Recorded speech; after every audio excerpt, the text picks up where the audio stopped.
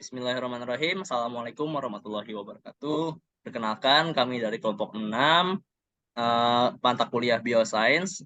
Kami di sini akan membawakan sebuah jurnal, membahas jurnal yang berjudulkan The Effectiveness of Rhizobacteria as Bioprotectants to Mitigate Fusarium Wild Disease and as Biostimulants to Improve the Growth of Chili, Capsicum annum.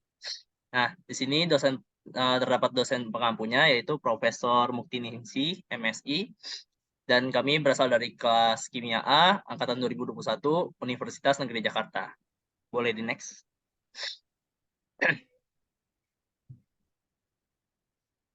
Nah, di sini terdapat wajah-wajah dari anggota kelompok kami, yaitu ada Ahmad dengan NIM-nya, dan juga ada saya, Azhar Alfiansyah, dengan NIM-nya. Kemudian ada Edward Fauzan dengan NIM-nya. Dan yang terakhir ada Benedict Ethan Nathaniel dengan NIM-nya. Boleh di next. Nah, baik. Di sini kami akan membahas yang ada di sini. Yang pertama ada introduction, kemudian ada methodology, kemudian ada results and discussion, dan yang terakhir ada conclusion. Dari yang pertama, mungkin saya persilakan kepada Saudara Ahmad. Pada Saudara Ahmad dipersilakan. Oke, baik Azhar atas kesempatannya.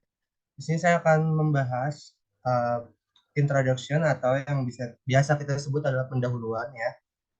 Oke, jadi seperti judul yang awal yaitu the effectiveness of Rhizobacteria as bioprotectant to mitigate Fusarium wild disease and as biostimulant to improve the growth of chili. Jadi di sini kita topiknya itu adalah membahas tentang tanaman yaitu cabai. Jadi cabai ini kalau misalkan kita tahu dia itu merupakan komoditas yang penting dan populer di negara kita ya. Nah, cabai ini memiliki nilai ekonomi yang sangat tinggi. Teman-teman yang suka tahu kalau di pasar tuh kayak harga cabai naik, ya salah satunya adalah tanaman cabai itu sendiri gitu. Nah, tetapi menurut data Badan SDA, ternyata tuh produksi cabai itu menurun gitu teman-teman. Nah, kenapa menurun? Karena salah satu faktornya itu karena produksi cabai di Indonesia itu adalah karena serangan penyakit layu fusarium. Jadi sebenarnya para petani cabai ini dia terus memproduksi, tetapi kenapa menurun? Karena semakin tahun ke tahun itu ternyata banyak penanaman cabai itu gagal panen kayak gitu karena serangan penyakit layu fusarium itu. Nah, penyakit layu itu apa sih? Jadi penyakit layu pada cabai itu adalah umumnya disebabkan oleh infeksi jamur fusarium oxyporum v sp capsici. Nah, itu nama ilmiahnya. Nah, jadi kalau misalkan kita tahu, itu tuh penyakit layunya itu sebenarnya udah ada solusinya, yaitu dengan menggunakan fungisida sintetik. Tapi menurut para peneliti dan juga menurut para riset, bahwa penggunaan fungisida sintetik itu untuk pengendalian F-oxysporum sp capsici ini telah banyak dipraktikkan dan terbukti kurang efektif dalam mengendalikan jamur ini gitu. Jadi sebenarnya udah dipakai cuma kurang efektif. Nah, kenapa kurang efektif? Karena penggunaan fungisida sintetis ini dalam jumlah yang berlebihan itu tuh dapat menyebabkan pencemaran lingkungan yang parah kayak gitu. Jadi ada efek sampingnya yaitu adalah pencemaran lingkungan. Nah, untuk mengurangi penggunaan fungisida sintetik ini adalah dengan memanfaatkan pendekatan yang lebih ramah lingkungan, yaitu seperti Rhizobakteri yang berpotensi sebagai bioprotektan dan juga biostimulan. Nah, sebagai bioprotektan, Rhizobakteri itu dapat menghasilkan zat yang memiliki aktivitas biologis sebagai antimikroba yang berperan melindungi tanaman dari patogen. Nah, sedangkan sebagai biostimulan, Rhizobakteri ini dapat meningkatkan pertumbuhan tanaman karena menghasilkan zat-zat yang memiliki aktivitas biologis sebagai pemacu pertumbuhan. Jadi ada dua peran ya, ada protektan, ada biostimulan. Protektan ini dia untuk melindungi, ibaratkan kayak melindungi dari mikroba agar dia tidak terserang sama yang namanya bakteri-bakteri yang menyebabkan penyakit layu. Dan juga ada biostimulan. biostimulan ini adalah untuk memacu pertumbuhan cabainya agar lebih bagus kayak gitu. Next. Nah, kita mengenal lagi nih penyakit layu fusarium. Jadi penyakit layu fusarium ini adalah penyakit yang disebabkan oleh cendawan atau bakteri Fusarium oxysporum. Nah, penyakit ini akan menyebar dengan sangat cepat dari tanaman satu ke tanaman lain. Jadi dia sifatnya menular ya teman-teman. Jadi ketika dalam cuaca hujan dan pH tanah itu nurun, sehingga akan mengakibatkan tanaman cabai ini akan rusak, layu, dan akan mengakibatkan tanaman cabai ini cepat mati. Nah, penyakit layu fusarium ternyata nggak cuma di musim hujan aja ya, ternyata juga di musim kemarau juga bisa. Tapi serangan beratnya itu biasanya terjadi pada musim hujan karena cendawan fusarium oxysporum ini mudah berkembang biak dan mudah menyebar. Hal ini dikarenakan tingkat kelembapan udara yang tinggi ditambah dengan adanya genangan air hujan di lahan persawahan serta pH tanah yang rendah. Nah, rizobacter itu apa sih? Jadi rizobacter itu adalah sekelompok mikroorganisme yang hidup di dalam sekitar perakaran tanaman. Nah, interaksi mikroba dengan tanaman yang hidup di sekitar rizosfer bisa menguntungkan, bisa juga netral maupun mengganggu pertumbuhan tanaman. Nah, rizobacter ini adalah sekumpulan bakteri yang hidup di sekitar perakaran tanaman atau rizosfer yang tadi disebutkan. Nah, rizosfer itu apa sih? Jadi rizosfer itu adalah zona tanah sekitar akar tanaman yang paling banyak ditemukan berbagai mikroba. Nah, bakteri di rhizosphere ini dapat menjadi simbiosis ataupun tidak bagi tanaman. Dapat dilihat tindakan secara langsung bagi tanaman itu sendiri gitu. Nah, jadi tujuan dari jurnal yang kita akan bahas itu adalah ada dua. Yang pertama, untuk mengkaji potensi dari Rhizobacteria itu sendiri sebagai bioprotektan dengan menantang kemampuannya untuk menghambat pertumbuhan si Oxforum FSP capsici ini secara in vitro. Yang kedua itu untuk mengkaji potensi Rhizobacteria sebagai biostimulan dengan menguji kemampuannya menghasilkan senyawa 1AA dan memediasi pertumbuhan tanaman cabai.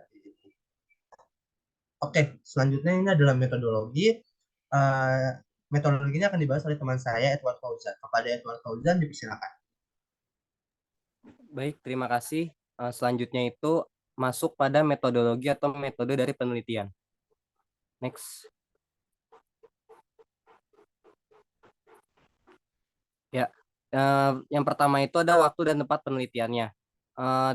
Penelitian ini dilakukan di Laboratorium Proteksi Tumbuhan Fakultas Pertanian Universitas Udayana pada bulan April sampai dengan bulan Agustus 2022. Bahan yang digunakan itu antara lain 4 rhizobakteri yang terdiri dari aglomeran Panthoea TR78, Klebsiella pneumoniae KC66, Klebsiella pneumoniae SW04, Stenotropomonas maltophilia KC29. Terus ada media PDA yang terdiri dari ekstrak kentang 4 gram, gula 20 gram, agar-agar 15 gram, oksoid dan oksoid CM 139 serta biji cabai. Next. Selanjutnya itu metode potensi rhizobakteri sebagai bioprotektan. Nah, untuk mengetahui potensi rhizobakteri sebagai bioprotektan, maka akan diuji kemampuannya dalam menghambat jamur patogen Fusarium oxysporum FSP capsici secara in vitro dengan menggunakan uji inhibisi. Uji inhibisi yang dilakukan yaitu pertama-tama dilakukan penyiapan media tumbuh dengan menuangkan 10 ml media PDA pada cawan Petri. Selanjutnya, jamur Fusarium oxysporum FSP capsici diinokulasi pada media PDA. Di tengah cawan Petri, kemudian masing-masing rhizobakteri, yaitu P. aglomerans TR78, K. pneumoniae KC66, K. pneumoniae SW04, dan S. maltophilia KC29 diinokulasi pada 4 posisi mengapit jamur masing-masing 2 cm dari koloni jamur. Rancangan yang digunakan itu yaitu rancangan acak lengkap atau RAL dengan menggunakan 5 perlakuan dan 5 ulangan. Perlakuan yang diberikan adalah jamur kontrol F.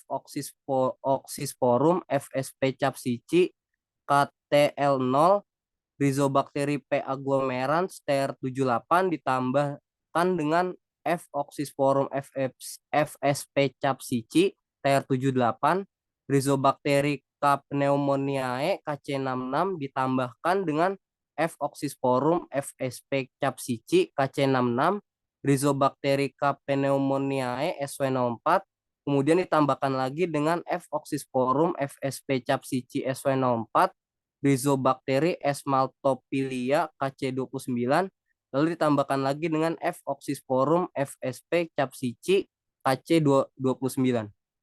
Next. Nah, rumus yang digunakan itu yang pertama ada laju pertumbuhan koloni jamur. Itu ditentukan dengan persamaan 1, yaitu rumusnya itu koloni area dibagi dengan waktu intervalnya. Terus yang kedua itu penentuan persentase daya hambat Rhizobakteri terhadap pertumbuhan jamur. Itu ditentukan dengan persamaan 2, yaitu dengan kontrol area koloni dikurangi dengan kontrol area treatment dibagi kontrol koloni area dikali 100%. Next. Nah, selanjutnya metode potensi Rhizobakteri sebagai biostimulan. Untuk mengetahui ini, maka harus diuji dengan menguji kemampuan Rhizobakteri dalam menghasilkan senyawa IAA dan menguji kemampuannya dalam meningkatkan pertumbuhan tanaman cabai. Dalam menguji kemampuan Rhizobakteri dalam menghasilkan senyawa IAA dilakukan dengan metode kolorimetri. Rhizobakteri ditumbuhkan selama 48 jam dalam media nutrien broth yang ditambahkan 1 milimolar triptopan. Kultur Rhizobakteri disentrifugasi pada 1610 x gram selama 30 menit. Kemudian supernatan dipisahkan dari endapan bakteri dan disaring dengan kertas saring milipor berukuran 0,45 mm. Selanjutnya, kandungan IAA dalam filtrat dideteksi menggunakan reaksi Salkowski, yaitu yang terdiri dari 1 ml FeCl3 0,5 molar dan 49 ml HClO4 35%. Kemudian sebanyak 1 ml filtrat Rhizobakteri dimasukkan ke dalam tabung Eppendorf 2 ml. Kemudian ditambahkan 1 ml reaksi Salkowski. Tabung Eppendorf yang berisi larutan diinkubasi dalam ruangan gelap pada suhu kamar selama 30 menit. Perubahan warna larutan di Eppendorf tabung menjadi merah muda yang menunjukkan bahwa Rhizobakteri menghasilkan IAA. Selanjutnya, dalam menguji kemampuan Rhizobakteri dalam meningkatkan pertumbuhan tanaman cabai, dilakukan dengan cara menyegarkan benih cabai dengan suspensi 2% dari masing-masing Rhizobakteri. Konsentrasi 2% ini diperoleh dari 2 ml biakan dalam media PPDC yang terdiri dari 5 gram ekstrak kentang, 5 gram pepton, 10 gram dextrosa, dan 1000 ml air kelapa per 100 ml air. Rancangan yang digunakan dalam penelitian ini adalah rancangan acak kelompok dengan 5 perlakuan dan 5 ulangan. Perlakuannya itu kontrol penyegaran benih dengan suspensi P. aglomerans TR78, penyegaran benih dengan suspensi K. pneumoniae KC66, penyegaran benih dengan suspensi K. pneumoniae SW04, penyegaran benih dengan suspensi S. maltophilia KC29. Setiap ulangan terdiri dari 10 tanaman. Benih kemudian ditanam dalam pot yang telah diisi media tanam. Parameter pertumbuhan yang diamati adalah tinggi tanaman, jumlah daun, berat kering akar, berat kering tajuk, panjang akar, luas daun, dan kandungan klorofil daun. Pengukuran klorofil daun dengan satuan SPAD dilakukan dengan kloropilmeter SPAD 502. Next. Selanjutnya akan dilanjutkan oleh Azhar. Baik, terima kasih Saudara Edward Fauzan. Di sini saya akan menjelaskan terkait results and discussion. Nah, boleh di next. Nah, untuk results dan discussion ini terdapat sebuah tabel ya. Tabel ini mengenai hasil uji kemampuan dari Rhizobakteri dalam menghambat pertumbuhan jamur Fusarium oxysporum FSP capsicin in vitro. Nah, hasil uji kemampuan Rhizobakteri ini dalam menghambat pertumbuhan Fusarium oxysporum FSP capsicin in vitro ini menunjukkan bahwa Rhizobakteri mampu menghambat pertumbuhan dari F. oxysporum FSP capsicin ini. Namanya susah ya teman-teman. Kemudian untuk menghambat pertumbuhan ini itu didapatkan persentase daya hambat berkisar antara 77,33% hingga 89,79%. Ini bisa dilihat di sini di tabelnya ya teman-teman. Nah, kemudian di sini bisa kita lihat juga bahwa terdapat perlakuan dari TR78 dengan persentase penghambatan sebesar 77,33%. Kemudian perlakuan terhadap SW04 dengan persentase penghambatan yaitu 78,76%. Dan kemudian terdapat perlakuan KC29 dengan persentase perhambatan sebesar 85,07%. Dan yang terakhir, perlakuan terhadap KC66 dengan persentase penghambatan tertinggi sebesar 89,79%. Nah, di tabel ini terdapat 5 dengan KTL0 itu sebagai kontrolnya ya teman-teman. Jadi kontrolnya di sini tidak ditambahkan Rhizobakteri. Gitu. Makanya di sini untuk penghambatannya itu sebesar tidak diketahui gitu ya, atau strip karena tidak ada. Nah, terus koloni jamur ini pada perlakuan pertumbuhan normal dengan laju pertumbuhan koloni 180,14 mm kuadrat per hari. Nah, bisa lihat di sini. Kemudian sedangkan koloni jamur pada perlakuan Rhizobakteri tumbuh tidak normal atau terhambat. Nah, hal ini terlihat pada rendahnya nilai daerah koloni jamur yang merupakan manifestasi pertumbuhan jamur. Nah, semakin rendah nilai luas koloni jamur ini, maka semakin tinggi nilai penghambatan Rhizobakteri terhadap jamur. Nah, bisa lihat di sini teman-teman. Di sini luas koloni yang ini, kemudian inhibitionnya yang ini, penghambatannya. Nah, semakin rendah nih, misalnya kita ambil yang KC66, 128,79 aja nih. Nah, kita bisa lihat nilai penghambatannya, yaitu sebesar 89,79%. Nah, ini merupakan sebuah pembuktian ya teman-teman. Nah, pertumbuhan jamur pada perlakuan Rhizobakteri ini tidak normal karena adanya senyawa anti jamur yang dihasilkan oleh Rhizobakteri melalui mekanisme antibiosis. Nah, pertumbuhan jamur pada perlakuan Rhizobakteri ini pada Rhizobakteri terhambat ini dengan laju pertumbuhan koloni berkisar 40,82 mm kuadrat per hari menjadi 18,39 mm kuadrat per hari. Boleh di next. Nah, di sini terdapat gambarnya ya. Gambar uji kemampuan Rhizobakteri dalam menghambat pertumbuhan jamur F. oxysporum FSP capsicin in vitro.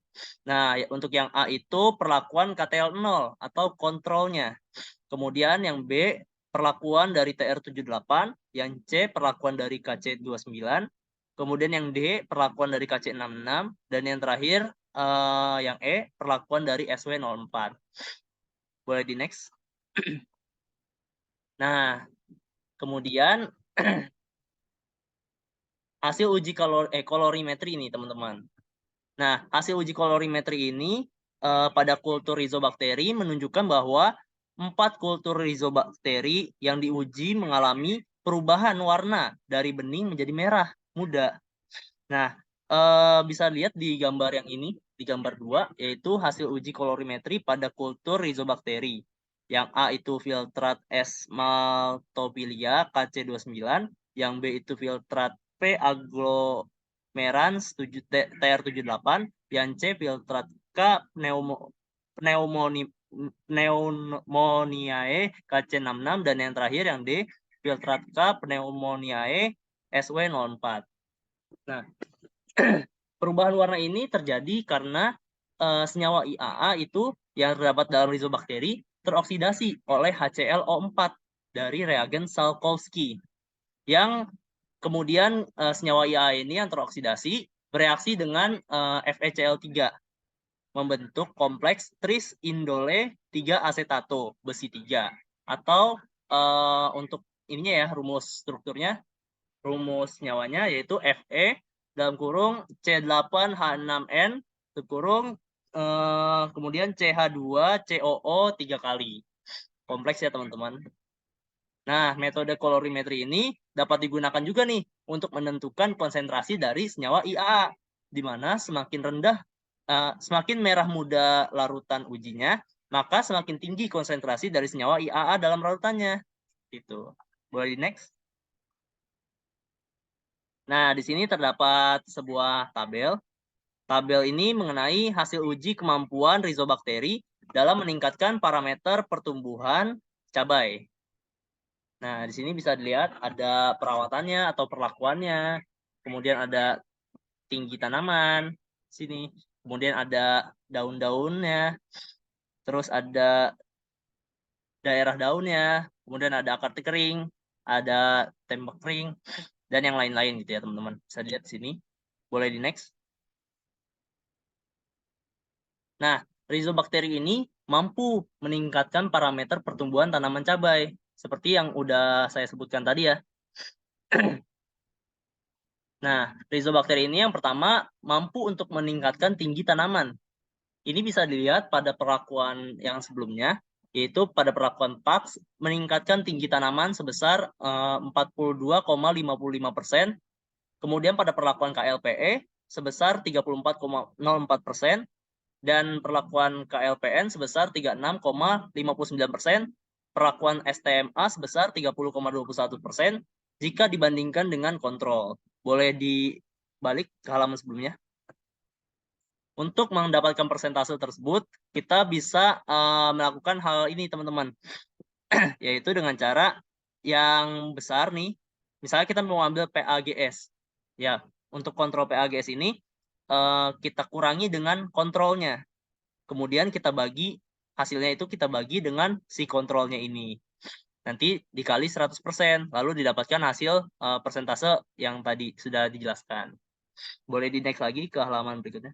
Oke, untuk yang selanjutnya, rizobakteri ini mampu meningkatkan jumlah daun. Nah, di sini ada untuk perlakuan PAGS itu meningkatkan ini ya, jumlah daun maksudnya di sini. Ada typo, maaf. Meningkatkan jumlah daun sebesar 32,33%.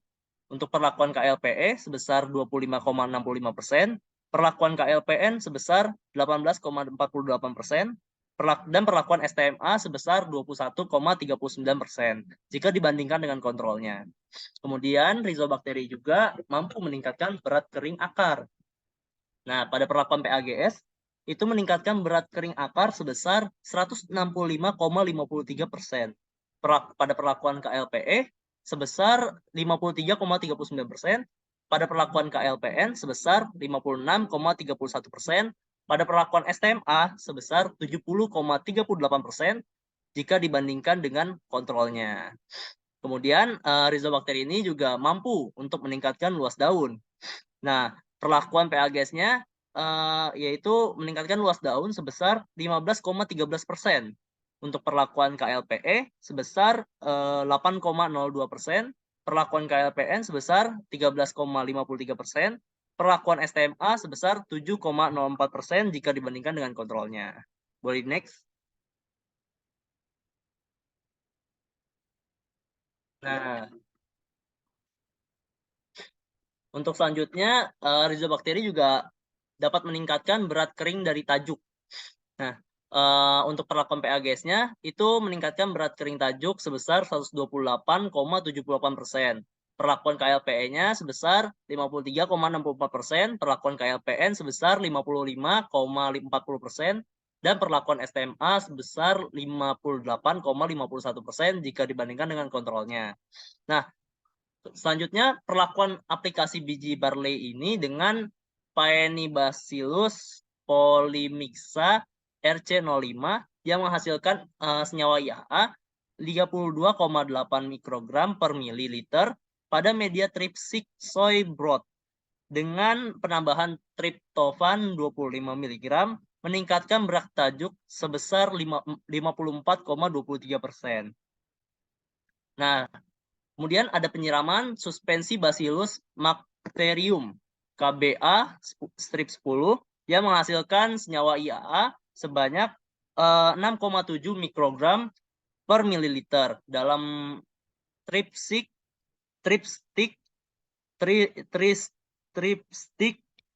soy broth dengan meningkatkan berat tajuk kembang kol sebesar 45,38%.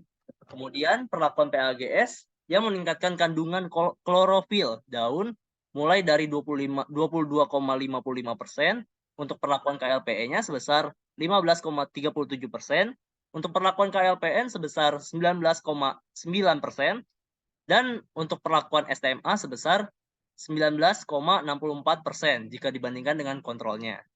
Nah, Rhizobakteri juga dapat meningkatkan kadar klorofil daun. Nah, untuk selanjutnya, pelapisan benih kacang hijau dengan Bacillus drentensis P16 yang menghasilkan senyawa IAA sebanyak 3,86 mg per liter pada media Luria bertani broth tanpa penambahan triptofan dapat meningkatkan kandungan klorofil sebesar 25,19%.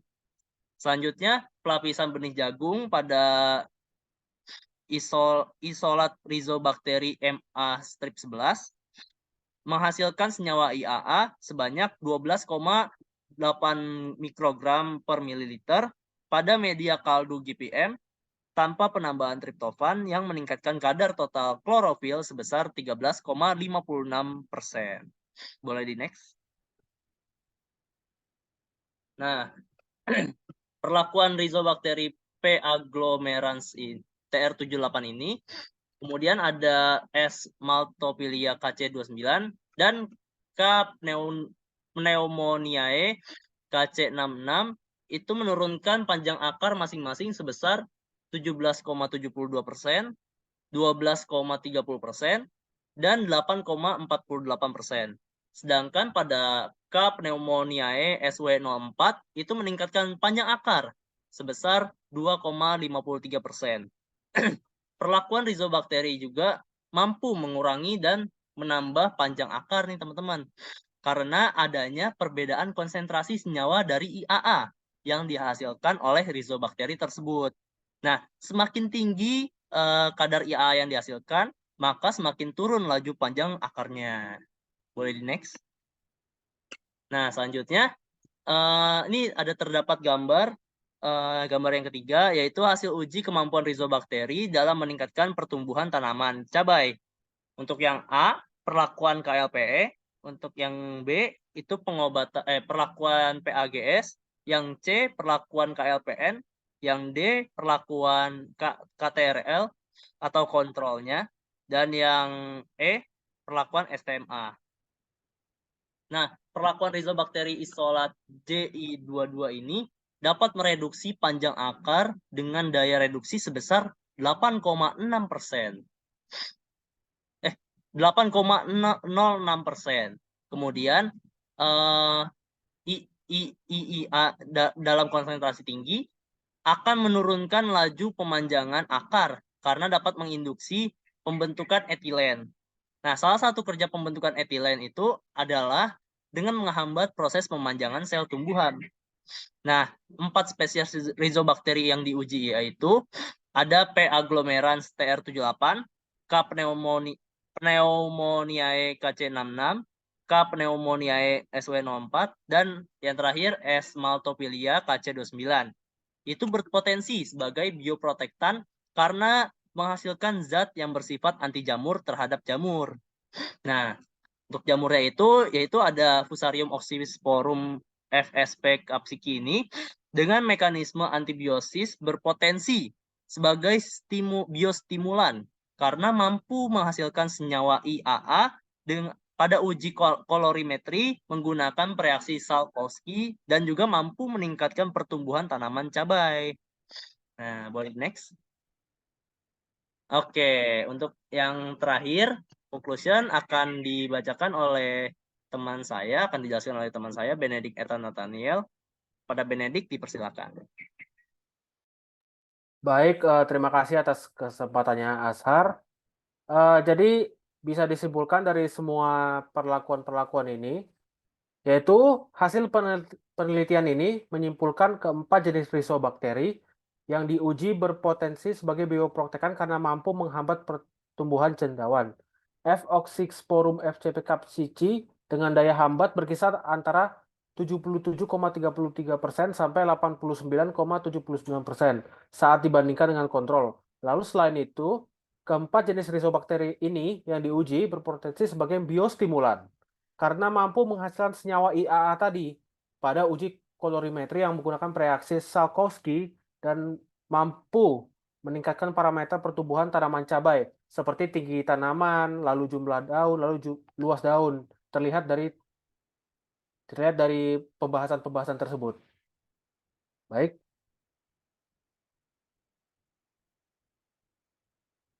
Next.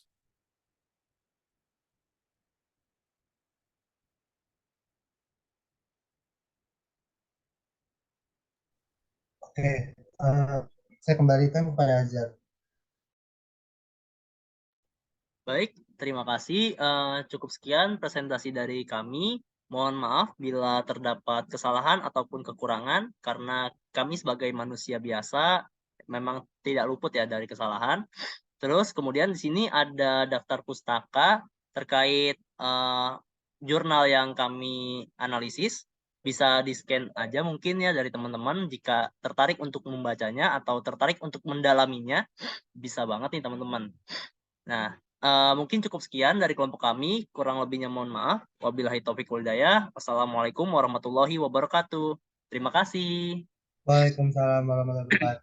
Terima kasih semua.